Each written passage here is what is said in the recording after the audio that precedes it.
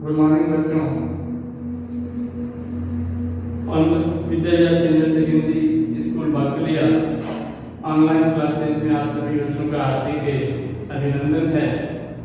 हमने कल वाक्य विचार पढ़ा था, उसके बाद में शब्द विचार का पिछले वीडियो में हमने अध्ययन किया था।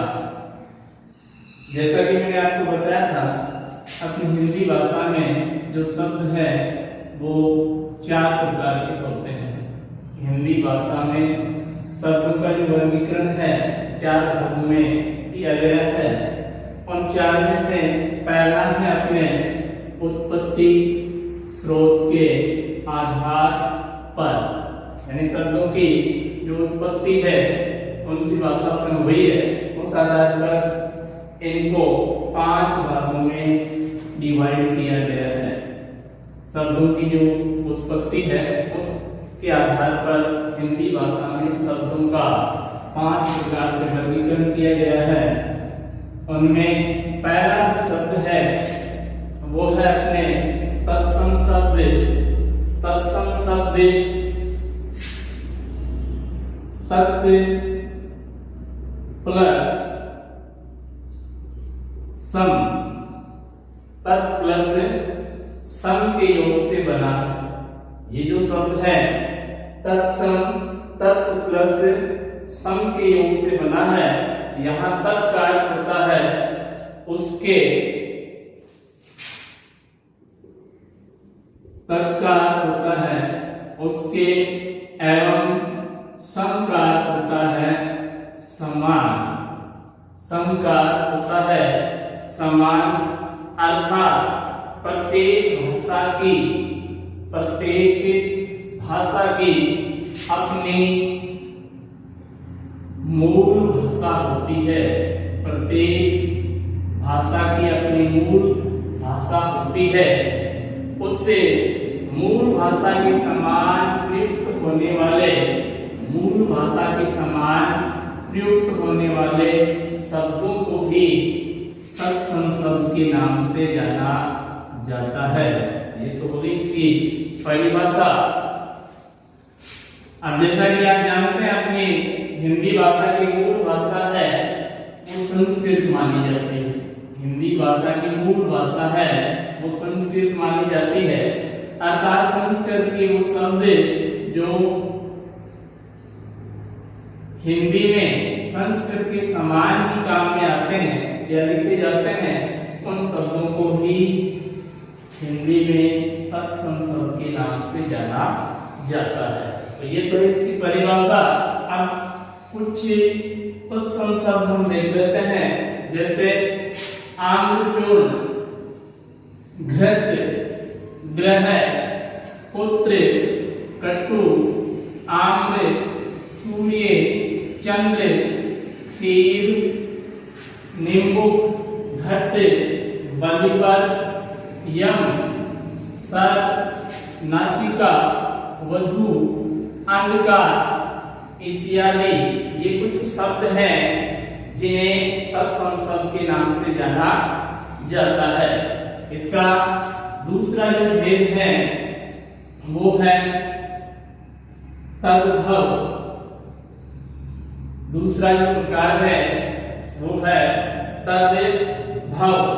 ये जो शब्द है 2 शब्दों से मिलकर बना होता है, तद प्लस भव।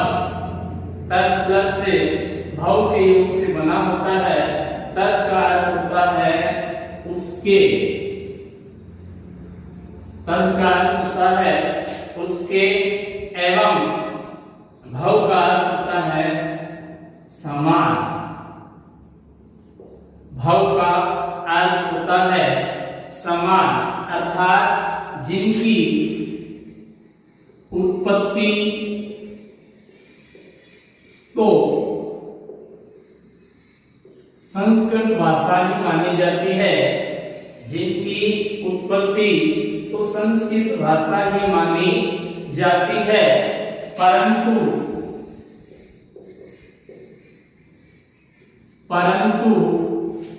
भाषा के, परंतु भाषा विकार के कारण, भाषा विकार के कारण उनके रूप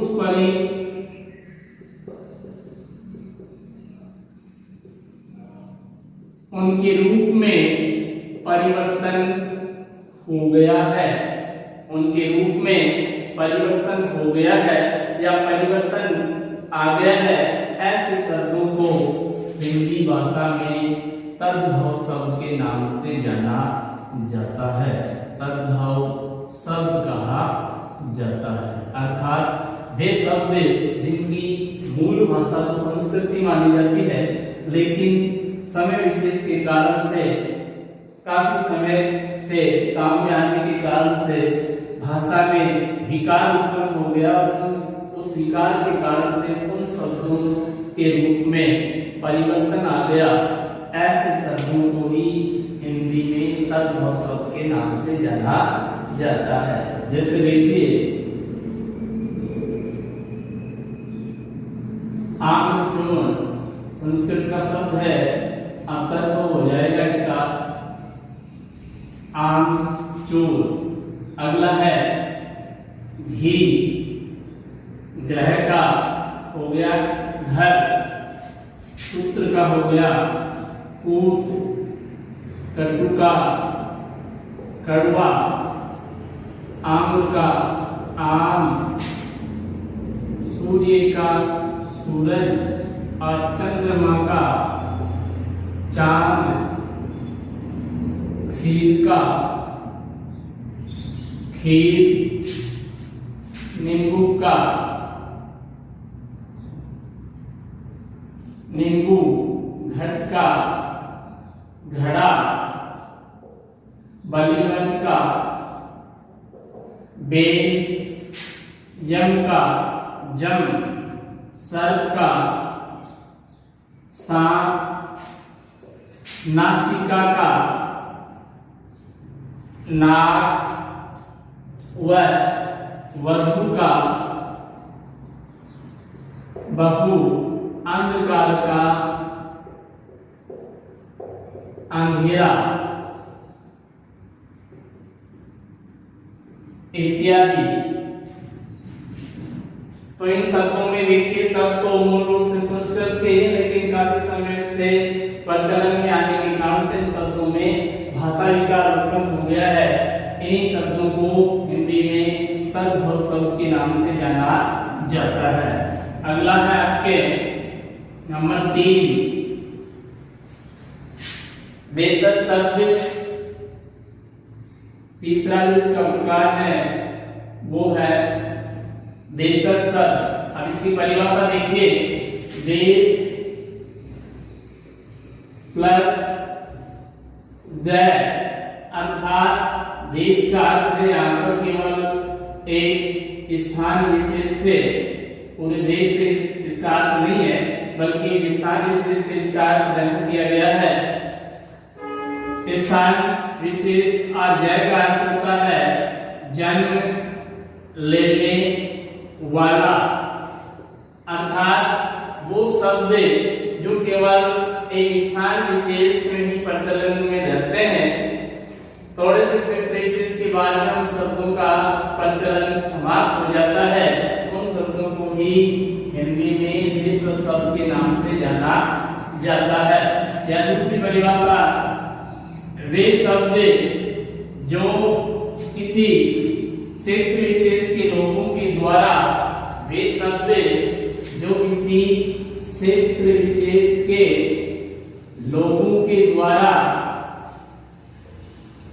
अपनी सुविधा अनुसार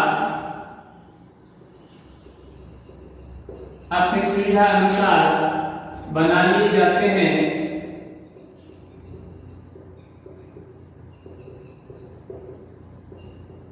उन्हें देशज शब्द के नाम से जाना जाता है। उन शब्दों को देशज शब्द कहा जाता है। या फिर ऐसा मान लीजिए कि ऐसे शब्द जो शब्द जिन शब्दों का किसी भी भाषा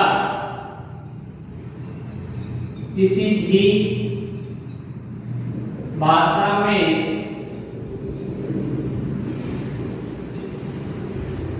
उल्लेख नहीं मिलता है या ऐसे शब्द जिनकी कोई भाषा नहीं होती है, यानी किसी भी भाषा से उनकी उत्पत्ति नहीं हुई है, ऐसे शब्दों को ही हिंदी में देशज शब्द के नाम से जाना जाता है। अब इसके कुछ उदाहरण देखिए ये सातवीं क्षेत्रीय विशेष में प्रचलन में है। पहला है रेवड़, भीड़, चीर, खचा खच, थप्पड़,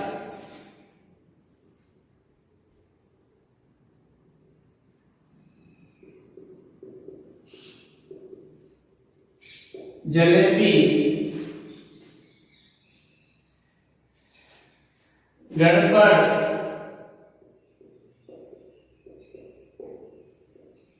फटा, फट,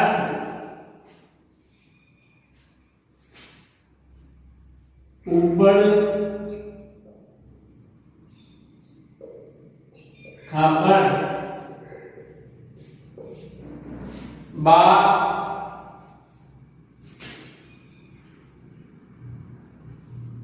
खुरपा,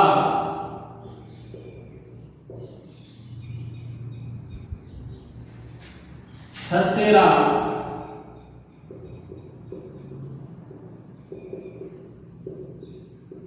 ढांचा इत्यादि। ये कुछ शब्द ऐसे हैं जो केवल स्थान विशेष से प्रचलन में रहते हैं, उस स्थान विशेष के बाद में इनका प्रचलन समाप्त हो जाता है, इन्हें देशज शब्द के नाम से जाना जाता है। अगला है आपके नंबर 4 विदेशज शब्द। विदेशज शब्द जैसा कि इस नाम से ही विदित हो रहा है,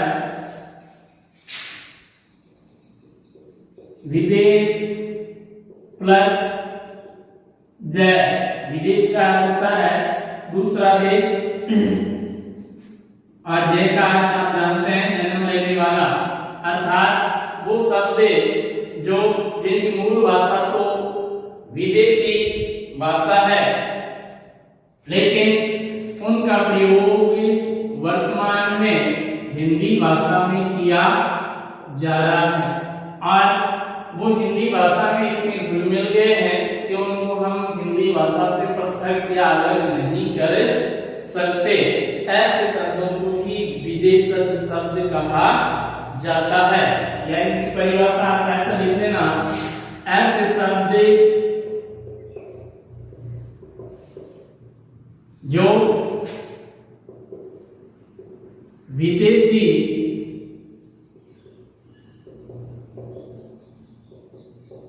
भाषाओं के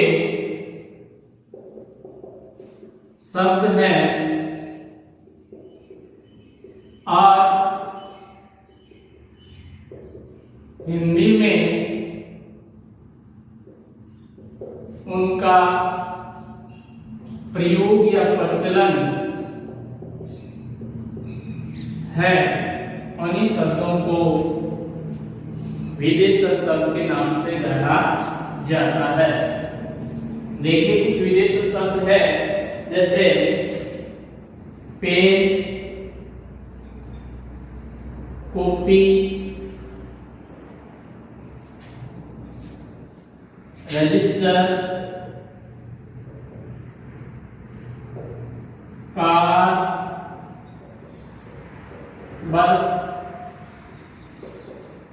जीप, आदमी,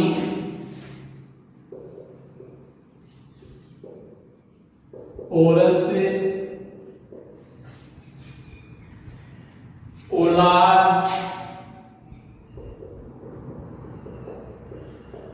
किताब,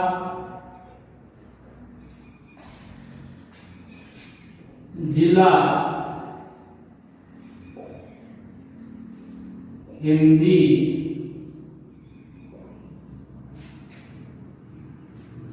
तहसील,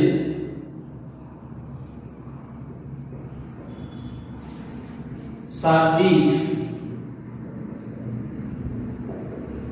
दवा, रिक्शा इत्यादि। ये कुछ शब्द हैं जो मूल रूप से विदेशी भाषाओं से हिंदी में ग्रहण किए गए हैं। अगला है आपके नंबर 5 शब्द है, वो है संकर शब्द। 5वां इसका जो भाग है वो है संकर शब्द। संकर शब्द का अर्थ है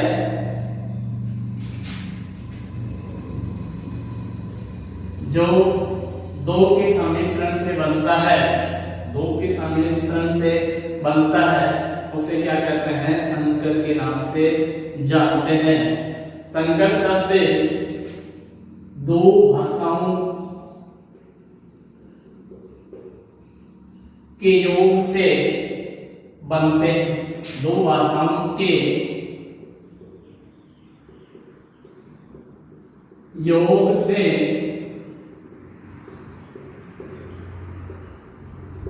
बनते हैं। उन्हीं शब्दों को संकर शब्द कहा जाता है। उन्हीं शब्दों को संकर शब्द कहा जाता है। अर्थात ये शब्द जो दो भाषाओं के योग से बनाए जाते हैं, उन शब्दों को संकर शब्द कहा जाता है। जैसे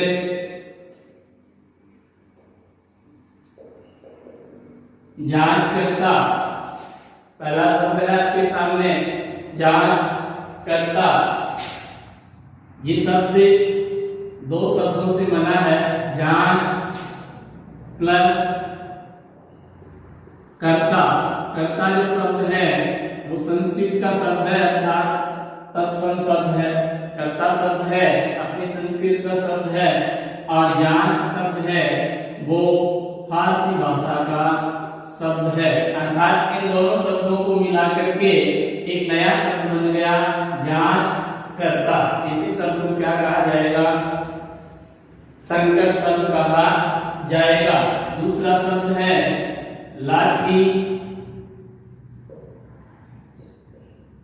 चार्ज। ये शब्द भी दो शब्दों से मिलकर बना होता है, लाठी प्लस चार्ज। लाठी हिंदी भाषा का शब्द है, प्लस चार्ज अंग्रेजी भाषा का शब्द है। अगला शब्द है आपके किताब घर। किताब घर, किताब अरबी भाषा का शब्द है, प्लस घर हिंदी भाषा का शब्द है। अगला है रेलगाड़ी।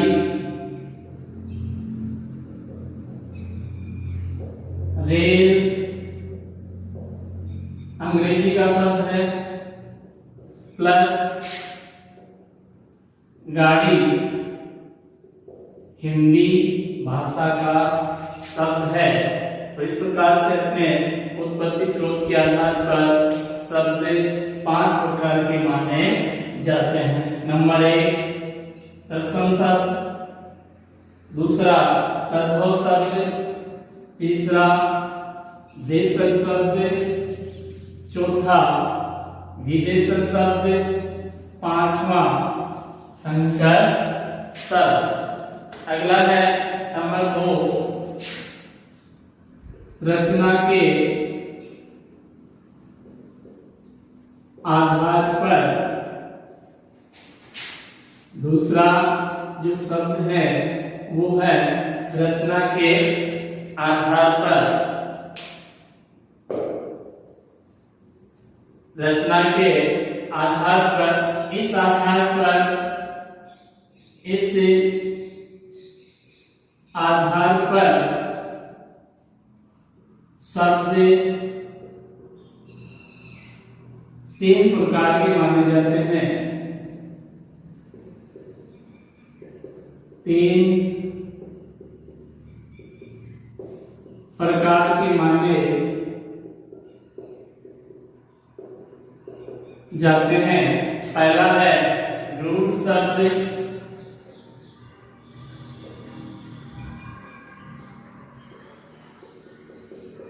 दूसरा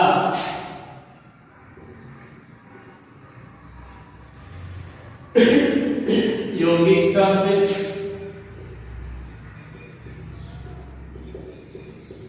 और नंबर 3 है योग रूप शब्द।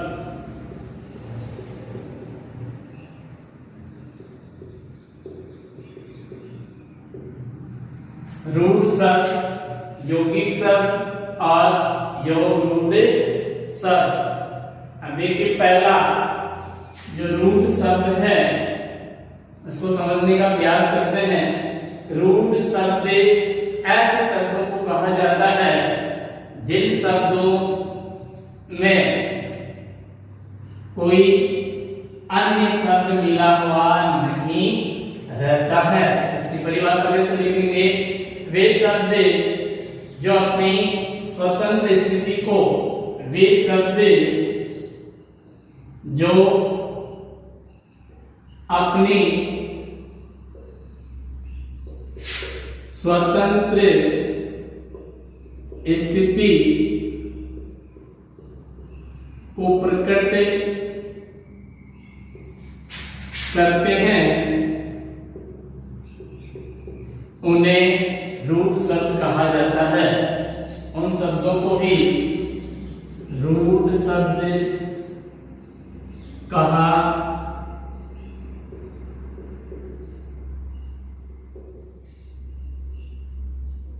जाता है। अर्थात वे शब्द जो किसी अन्य शब्द की सहायता से नहीं बने होते हैं उन शब्दों को ही क्या कहा जाता है, रूढ़ शब्द के नाम से जाना जाता है।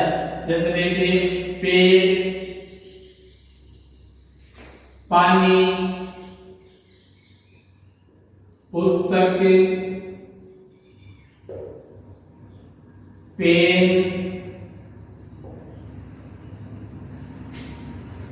गाय इत्यादि। ये शब्द अपनी स्वतंत्र स्थिति प्रकट कर रहे हैं। स्वतंत्र स्थिति यानी इनमें अन्य कोई शब्द नहीं मिला हुआ है। इन्हीं शब्दों को क्या कहा जाता है, रूढ़ शब्द के नाम से जाना जाता है। अर्थात वो शब्द जो किसी संधि, समास, प्रत्यय, उपसर्ग की सहायता से निर्मित नहीं होते हैं या इनकी सहायता से नहीं बने होते हैं, उन शब्दों को ही रूढ़ शब्द के नाम से जाना जाता है। अगला है आपके यौगिक शब्द। वे शब्द, वे, पहला देखिए मैं एक शब्द लिख रहा हूं, विद्यालय, विद्या प्लस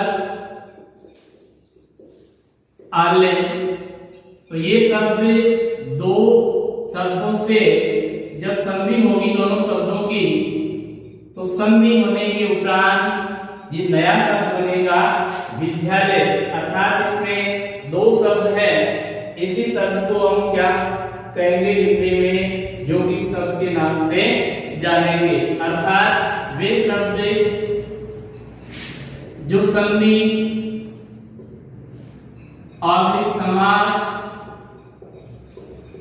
ऑब्लिक प्रत्यय, ऑब्लिक उपसर्ग अर्थात संधि, समास, उपसर्ग और प्रत्यय इनकी सहायता से बने होते हैं, उन शब्दों को ही हिंदी भाषा में यौगिक शब्द के नाम से जाना जाता है। जैसे उदाहरण लिखिए इसका, जैसे विद्यालय,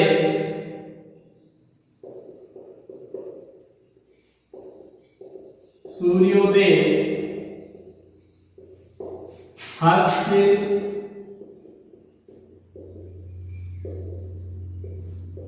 लिखित, परोपकार,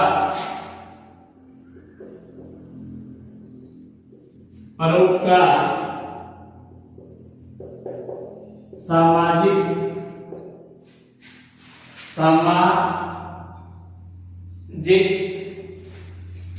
स्वागत, राजपुत्र इत्यादि। कहने का है कि ऐसे शब्द जो संधि, समास, प्रत्यय या उपसर्ग की सहायता से बनाए जाते हैं या बने होते हैं, उन शब्दों को ही हिंदी में यौगिक शब्द के नाम से जाना जाता है। अगला है आपके योग रूढ़ शब्द। अगला जो शब्द है योग रूढ़ शब्द। एक समय ये शब्द यौगिक बन जाता है और एक समय ये क्या बन जाता है, रूढ़ शब्द बन जाता है। अर्थात बच्चों आपने एक समास पढ़ा होगा,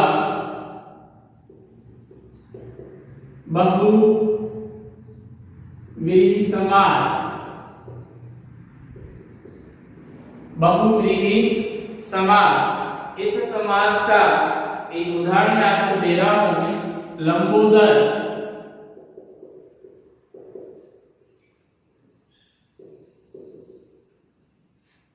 अब इस शब्द को हम विच्छेद करेंगे शब्द का, तो लंबा प्लस उदर, और समास के दृष्टिकोण से इसे हम लिखेंगे तो लंबा है जिसका उदर वह है। लंबा है जिसका उदर वह है, अर्थात लंबा उदर होता है गणेश। इसका अर्थ निकलेगा गणेश। बहुव्रीहि समास का उदाहरण ये, और गणेश जो शब्द है वो शब्द आपके रूढ़ शब्द होगा, और लंबा उदर, लंबोदर, ये शब्द इस समय क्या है, यौगिक शब्द है। यानी आपके बहुव्रीहि समास के जितने भी उदाहरण हैं वो सारे के सारे उदाहरण योग रूढ़ शब्द के नाम से जाने जाते हैं। धन्यवाद।